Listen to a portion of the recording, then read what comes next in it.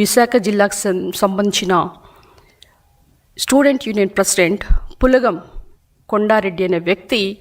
మరి ఆయన ఎంఎస్సి చదువుతూ లేదా ఎంబీఏ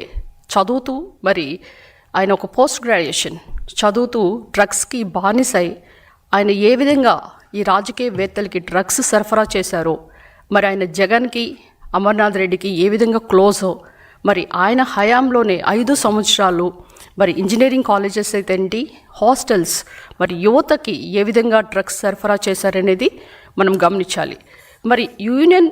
ప్రెసిడెంట్ అంటే యువతకి ఒక ప్రెసిడెంట్గా ఉండి దిశానిర్దేశం చేసి యువత భవిష్యత్తుకి బాటలు వేసి వారు చదువుకొని ఏ విధంగా అబ్రాడ్లో ఉద్యోగాలు సంపాదించాలి. ఎందుకంటే మనం విశాఖ అనేది ఒక ఐటీ హబ్గా, ఒక టెక్ పార్ట్గా, గూగుల్ డ్రైవ్తో మనం 1,33,000 ఉద్యోగాలు నారా లోకేష్ గారు ఎంతో కష్టపడి విశాఖ తీసుకొని వస్తే, విశాఖని ఒక ఐటీ హబ్గా చేయాలని కలలు కన్నా లోకేష్ గారి కలలను సర్వనాశనం చేస్తూ విశాఖని ఒక డ్రగ్స్ రాజధానిగా చేయడానికి వాళ్ళు కంకణం కట్టుకున్నారు.